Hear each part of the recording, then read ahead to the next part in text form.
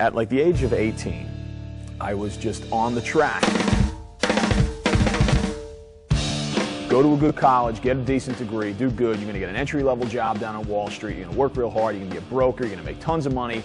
You're going to be retired by a very young age. You're going to have a house on the beach in New Jersey and a couple Mercedes and a trophy wife, and that'll be the end of the game. I'm done. Multi-millionaire. That's it. I was playing professionally for the New Jersey Imperials. I was playing the best soccer of my life.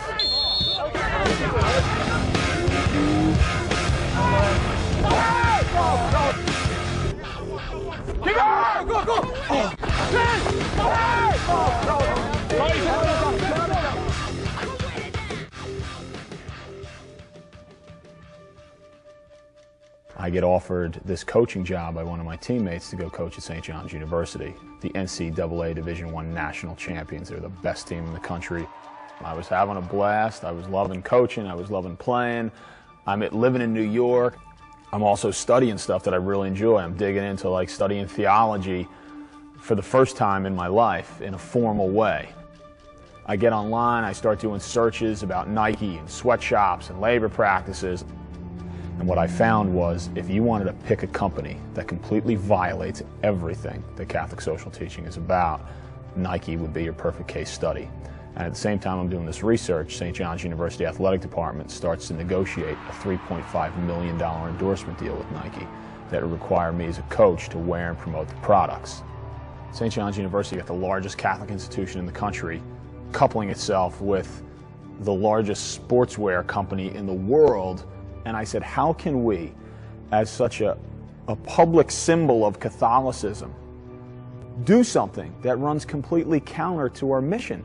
Like we're saying to the world then, look, you should care about the poor and we should fight against injustice and we should seek out the causes of poverty.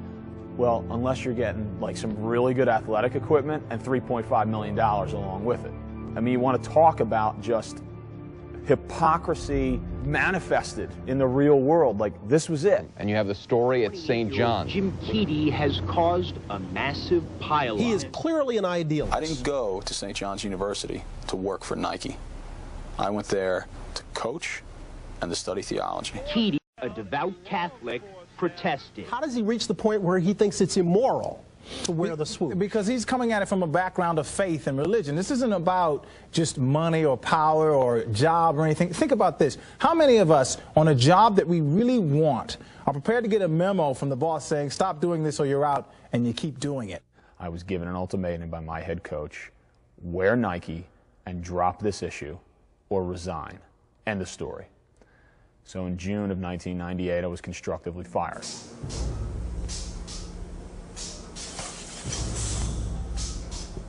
People were telling me, you don't know what you're talking about. You know, those are great jobs, and you can live like a king or a queen on those wages, and those people are really happy to have those jobs. I want to go find out. Doesn't everybody just want to know the truth? So I wanted to know the truth firsthand. I wanted to see it. I wanted to smell it. I wanted to hold it in my hand.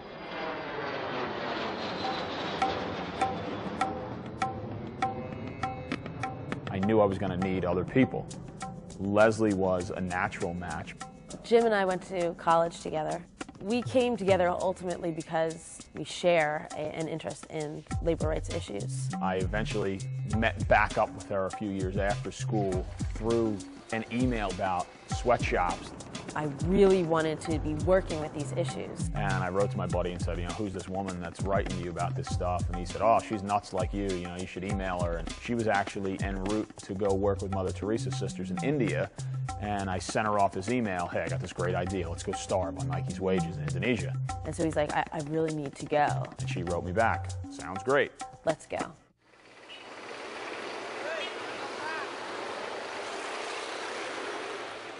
We plopped down in Tangerang, Indonesia, this industrial suburb outside of the capital of Jakarta, with the plans that for the next month we were going to live as Nike's factory workers lived, which meant that we were going to go live in a workers' slum outside of the capital. And we were going to live on the workers' wages, $1.25 a day for the next month, to try and come maybe to a better understanding of what it's like for Nike factory workers to make this kind of money and live under these conditions.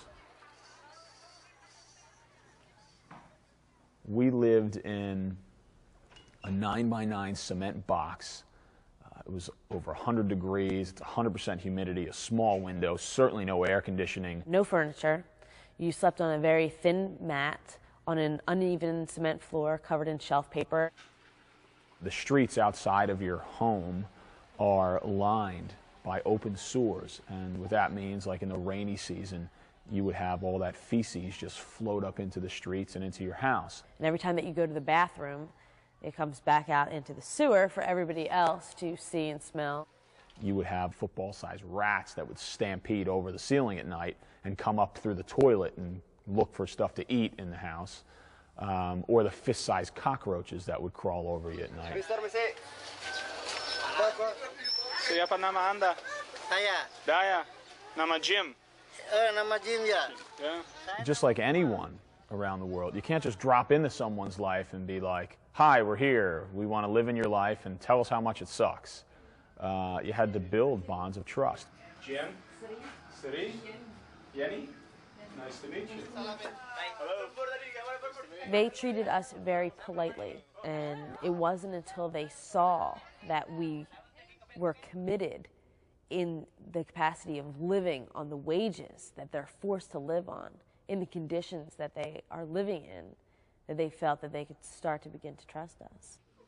You get to know them, and you hold their children, and you eat with them, and you share stories with them. They become part of your family. We would go to different workers' homes. You got like 4 women sleeping in like an 8x8 cement box, and all their possessions are in there, like everything, in this small area. The workers would have to share a bathroom with 5 to 10 other families. The workers would have to share living quarters, actually like a row of shacks with corrugated tin roofs. All those families would share a laundry corner and a kitchen facility, and they would all share the same well to take the water out of. $1.25 a day after you've paid for your rent, water, electricity, any major transportation costs, you're going to be left on average with roughly 7,000 rupiah per day. What the hell does that mean? That's going to buy you 2 simple meals of rice and vegetables, a bag of peanuts, a bottle of iced tea, and some dish detergent. And that's all you can get. And that's your reward? Without a doubt. We found it out in the first week that we were there. There's no way that you can live on $1.25 a day and maintain your human dignity. It's just not possible.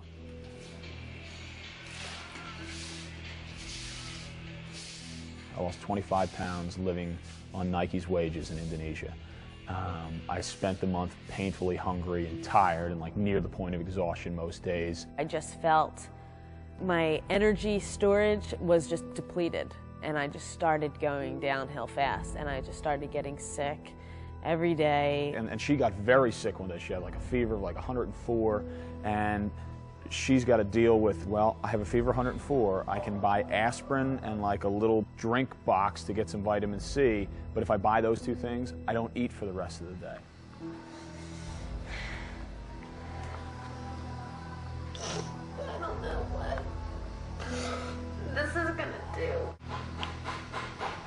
Because we're gonna go home and we're gonna say, like, this is not enough money, and no one's gonna do a damn thing different.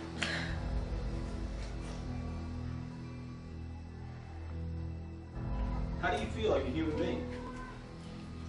How do you feel like your work, your gifts? You know, for them and the workers that I've talked to the last couple of days, a number of them said like the only thing we have is our physical labor.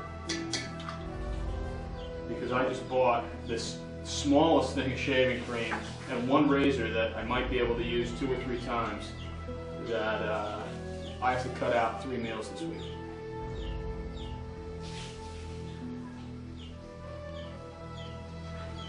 I don't know how these people do it.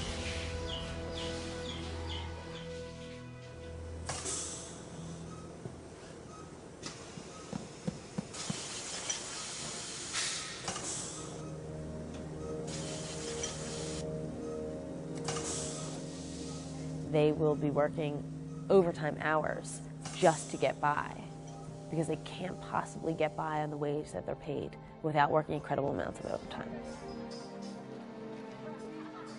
And when you're working up to 15 hours a day, 6 to 7 days a week, you know, your 2-year-old child just doesn't see you. You know, they don't get to see their children. The kids can't even go to school. How are you going to break a cycle of poverty and have real economic development if you have a whole lost generation of children that aren't even educated?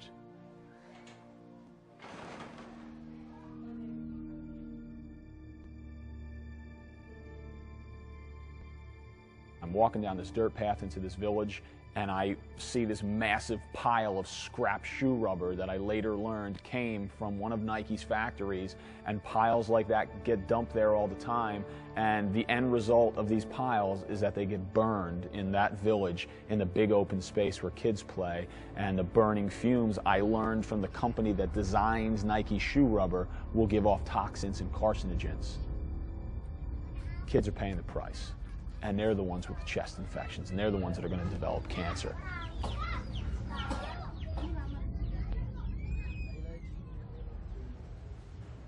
When we were in Indonesia, we made attempts to get into a Nike factory, because Nike claims on their website we have nothing to hide. I'm Mike. Hi, Mike. How you doing? Good. We went over to Nike's corporate offices, and Nike denied us that. We're unable to accommodate their request. So long. Nike headquarters in Beaverton, Oregon had faxed an info sheet out to all the factories to be placed on the wall for all workers to see that read, if you are approached by Jim Keaty, Leslie Kretzer, or Mike Pirantozzi, do not speak to them. They're only to speak to management. There will be severe consequences if you're found talking to them. And they know from their management how they're supposed to act. And if they don't, there's some severe ramifications, anywhere from significant harassment to death. And I mean that in a very literal sense. You know, certainly management of the factory didn't want us to be there, and it was kind of frightening because we several times tried to get into the factory. We weren't out of the van for more than 3 minutes, and there was security surrounding us, and then the factory managers came out. What's going on? We're outside a Nike shoe factory right now. Security's kind of surrounded us. They're like, you know, what are you doing here? Well, you know, why are you here? It was frightening, you know, because who knows? Security guy here tracking us down. From that moment, we were tailed by factory security, the Preyman, or the local mafia. The local mafia certainly works in conjunction with these factory bosses. The factory bosses some of them are just brutal, ruthless, hired muscle to keep workers in line. And we met with one worker, Giulianto. He told us because he was union organized and he was trying to form an independent union. He was threatened at gunpoint. He had his house ransacked. He was given death threats, and he had to flee back to his home village because, you know, in fear of his life. This is literally a life and death issue, and this happens at all the factories. You know, every worker that we talked to, struggled with this fear, this culture of fear that just permeates the air. That, yeah, they want to tell you the truth and try and fight for their rights, but they also want their kids to have a father or a mother. They're dealing every day with the threat of losing their lives for doing this kind of work. I mean, they show tremendous courage in light of that. We were able to meet with a woman by the name of Dita Sari, who had been organizing Nike and Reebok factory workers at the age of 23 and was illegally jailed and put in prison and tortured. In 8th of July 1996, I was arrested by the army, the local army in East Java. They kicked me and they used their fists and their sticks and their boots to hurt me and to torture me in front of the workers to show them an example. I think that the majority of workers are saying, look, we don't want you to pull out the jobs. We want to work. We like to work, you know. We want to make the shoes. We're proud of what we do. But we don't want to be exploited. Like, why can't you just let us meet our basic needs? We're talking about food, clothing, housing, healthcare, education, being able to take care of your kids, and some modest savings. That's not a tall order. Excuse me, do you guys know where the Nike campus is? Yeah, you hang a right on Walker. Yeah. And you'll see it on your southwest corner. Okay, thanks. Okay, so we're on Nike's campus right now. It's a little bit different than the factories in Indonesia, just a tiny bit. Hi. How you doing? Hi. How are you? Hi. Good to nice see to meet you finally. Yeah. Listen, I was hoping we could set up some time when we could talk. I'm really concerned about the workforce in Indonesia. You know, I spent the summer there living with them and living on the wages that are paid to the factory workers. You worried about that? Yeah. Okay, why don't you call my secretary? Let's do that. I did. I called Lisa last week. I called Beta. I called Dusty. I called Brad Feigl. I called Amanda. Maybe I have to talk to somebody else. Maybe we talk to Dusty Kid. But, I mean, you're the guy. The buck stops with you, right? Yeah, it doesn't start with me, though. I know, but I mean, I don't know who else to talk to. I've tried. Dusty Kid. He doesn't want to talk to me. Well, then I guess you don't get through then. But you're the man. I mean, thank you. You're the man that needs to. I appreciate your concern, but I'm having lunch with a friend, and no, I apologize for interrupting. Sorry about that. I mean, I've come all the way from New Jersey to talk to you about this. Well, I'm not talking to you. I've gotten stonewalled at every turn. You know, the workers had asked of me that I try to bring you back to Indonesia to meet them in their homes, not in, you know, the office in Jakarta. Do you understand? No. You just gotta know. I'm not gonna talk to you about it. Phil Knight, the CEO of Nike, or Michael Jordan, or Tiger Woods, or Mia Hamm, or any of the other people that are really making a lot of money because of the way that Nike does things, should care about these workers because they're human beings.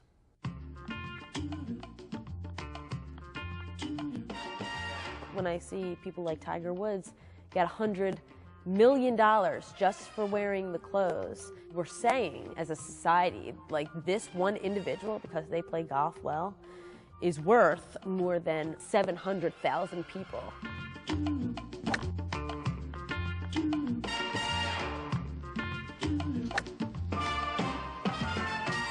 Here's what he makes.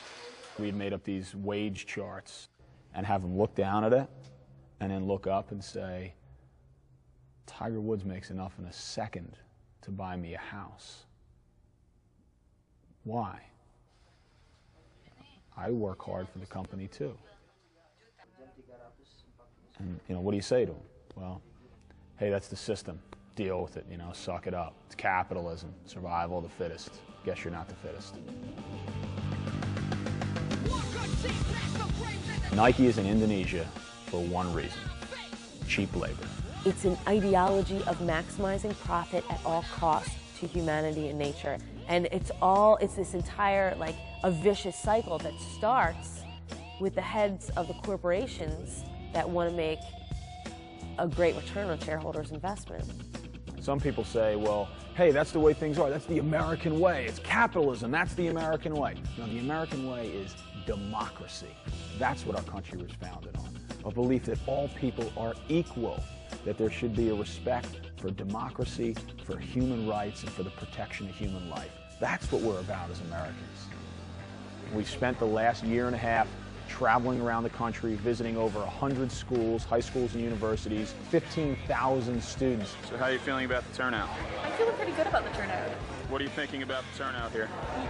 It's great. This is the best possible turnout. And we try as best we can to introduce them to these human beings and say, as students, as high school athletes, as college athletes, as consumers, you've got tremendous power.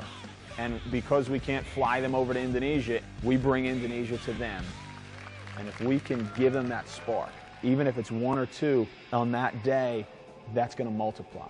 And eventually we'll reach this critical mass and we'll have a great harvest. And the harvest will be truth and justice and fairness for all people.